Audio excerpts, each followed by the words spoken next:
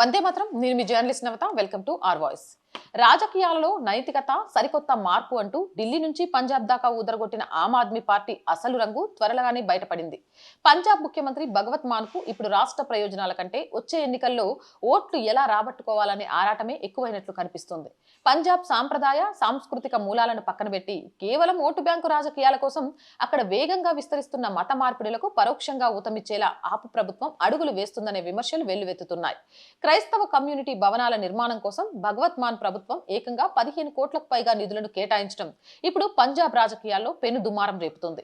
అమృత్సర్ జిల్లాలోని అజ్నాలా నియోజకవర్గంలో ఆప్ MLA senior నేత కుల్దీప్ సింగ్ ధాలివాల్ ఇటీవల ఒక ఆసక్తికరమైన ప్రకటన చేశారు. ఆ నియోజకవర్గ పరిధిలో 61 గ్రామాలలో క్రైస్తవ కమ్యూనిటీ హాళ్ల నిర్మాణ కోసం 15 కోట్ల గ్రాంట్ ని మంజూరు చేసినట్లు ప్రకటించారు. ఈ పథకం కింద ప్రతి గ్రామ పంచాయతీకి 25 లక్షల చొప్పున నిధులు అందుతాయి. ఈ భవనాలను ప్రార్థనలు, సామాజిక సమావేశాలు, మతపరమైన కార్యక్రమాలకు వాడుకోవచ్చట. ఇంతటితో ఆగకుండా కొన్ని నెలలుగా క్రైస్తవ శ్మశాన వాటికల చుట్టూ గోడల నిర్మాణం, మరమ్మతులు, అంతిమ సంస్కారాల కోసం ఉచితంగా మార్చరీ ఫ్రీజర్లు పంపిణీ వంటి పనులకు కూడా ప్రభుత్వం నిధులను దారపోస్తున్నారు. 2027లో పంజాబ్ అసెంబ్లీ ఎన్నికలు రాబోతుండటంతో క్రైస్తవ ఓటర్లను తమ వైపు తిప్పుకోవడానికి ఆ ప్రభుత్వం ఆడుతున్న సరికొత్త ఉచితాల నాటకం ఇదని స్థానికులు మండిపడుతున్నారు. 2011 జనాభా లెక్కల ప్రకారం పంజాబ్ లో క్రైస్తవుల జనాభా కేవలం 1.3% మాత్రమే. కానీ ప్రస్తుత క్షేత్రస్థాయి పరిశోధనలు, మిషనరీ గ్రూపుల సర్వేల ప్రకారం ఈ జనాభా ఏకంగా 15% చేరుకుందని అంచనా. జలంధర్, హోషియార్పూర్, తార్న్, ఫిరోజ్పూర్ వంటి జిల్లాల్లో క్రైస్తవ ప్రభావం విపరీతంగా పెరిగిపోయింది. ప్రస్తుతం పంజాబ్ దాదాపు 65,000 మంది మిషనరీల యాక్టివ్ గా ఉన్నారని, కేవలం జలంధర్ జిల్లాలోనే 1500 కంటే ఎక్కువ చర్చీలు వెలిశాయని నివేదికలు చెబుతున్నాయి. గడిచిన 2 ఏళ్లలోనే దాదాపు 3.5 లక్షల మంది సిక్కులు, దళితులు క్రైస్తవ మతంలోకి మారారని ఒక నివేదిక పేర్కొంది. ఈ మత మార్పిడులు అల్లాటప్పాగా జరగడం లేదు. పేదరికం, అనారోగ్యం ఆసరాగా చేసుకుని విదేశాలకు పంపిస్తామనే ఆశలు చూపడం, అద్భుత స్వస్థత పేరుతో బురిడి కొట్టించడం, డబ్బులు ఆశ చూపడం వంటి మార్గాల ద్వారా పంజాబీ యువతను మిషనరీలు టార్గెట్ చేస్తున్నాయి. పంజాబ్ సాంస్కృతిక అస్తిత్వాన్ని కాపాడాల్సిన భగవత్ మాన్ రాష్ట్రంలో జరుగుతున్న ఈ భారీ మత మార్పులను అరికట్టాల్సింది పోయి వారికి సొంత భవనాలు నిర్మించి ఇస్తామని నిధులు కేటాయించడం సిక్కు సమాజాన్ని తీవ్ర ఆగ్రహానికి గురిచేస్తుంది.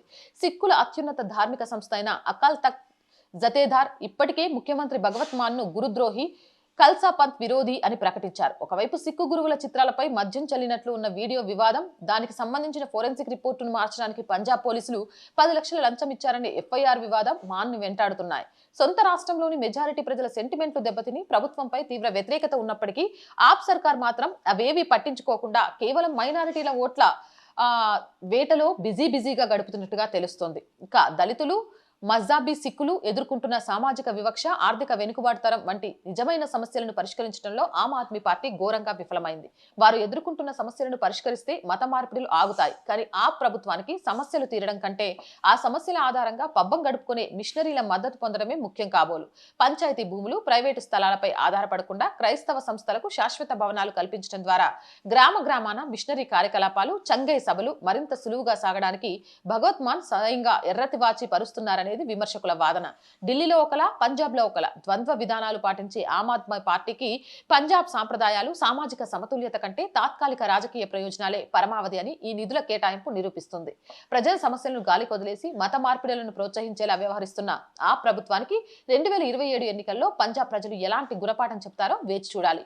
మీరేమనుకుంటున్నారు? మీ అభిప్రాయం ఏంటనేది కామెంట్ చేయండి. జై హింద్, జై భారత్. అండ్ రోజు చెప్తుందేనండి, R group of channels, R Voice, R Political, R Sanskriti, 3 మన channels. So please subscribe our channels. Content బాగుంది అనిపిస్తే లైక్ చేయండి, షేర్ చేయండి. ఆర్థికంగా ఆర్ వాయిస్ కి మీ సపోర్ట్ చాలా అవసరం. ఆర్థికంగా సపోర్ట్ చేయాలంటే స్క్రీన్ మీద గూగుల్ పే, ఫోన్ పే తో పాటు అకౌంట్ డీటెయిల్స్ ఇచ్చాము.